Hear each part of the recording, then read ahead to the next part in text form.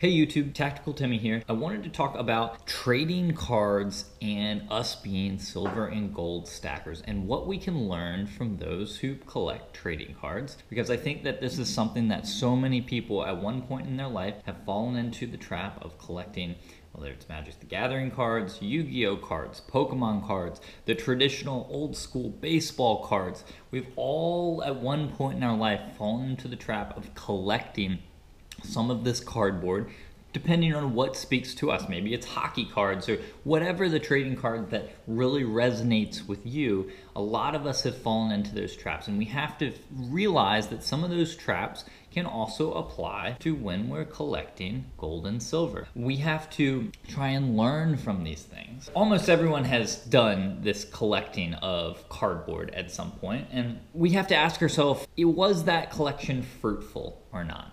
Because most collections are sold for pennies on the dollar, and in the end they end up just taking up space, and we practically have to give our collections away. I mean, I can remember watching a video of a Magic the Gathering card shop, and they literally had millions of bulk cards, and they had gotten a sorting machine to help sort through all of those different cards to try and find some things that have value.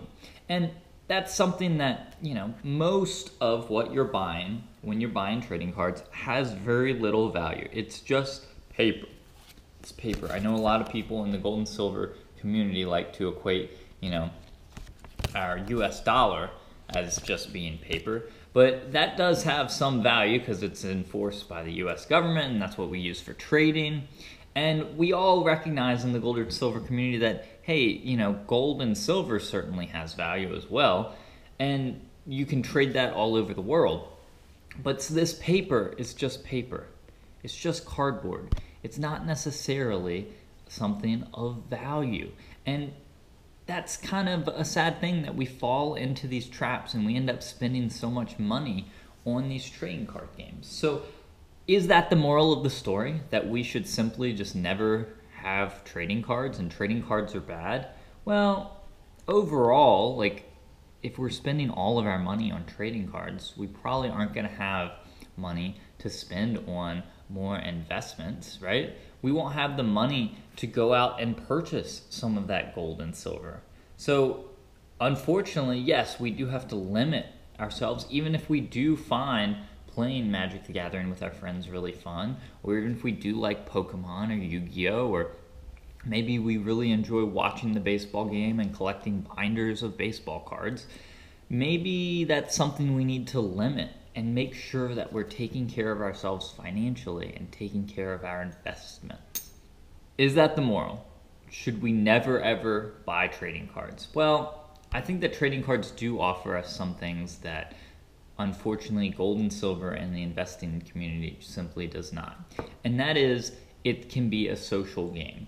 Because in the end, the point of buying a lot of these trading cards, like the point of buying Magic the Gathering cards, is to go out and play Magic the Gathering with your close friends. It's not to just hoard it away and try and sell it for a profit in the future. The point is to go have fun. And we can still have fun with gold and silver. I know that a lot of people tend to get bored with just simply buying Eagles, which most of the time, you'll be better served to just buy an Eagle, whether it's gold or whether it's silver. Most of the time, we're not going to be having a ton of fun. You see the lunars in the middle. That's one way to have fun with silver, is to switch it up and have certain collections that you do collect that can scratch some of that collecting itch. But we're not really going for having fun with our gold and silver. We typically are going for investments and making money in the future. Whereas a lot of people do find that trading cards, whether it's Magic, Yu-Gi-Oh, Pokemon, or baseball cards, they find that as fun. And sometimes that can scratch their collecting itch, and they won't be as tempted to buy all of the things with the high premiums like you see in the center. All of those lunars, or maybe high relief stuff, or, it doesn't matter what, scratches your itch in the gold and silver field. It maybe will keep you a little more focused on what matters. So That would be one of the benefits of the trading cards. The other thing is that social aspect. You can't go telling everyone that you have gold and silver. You can't shout it from the rooftops. It's one of those kind of investments that you have to keep on the low key.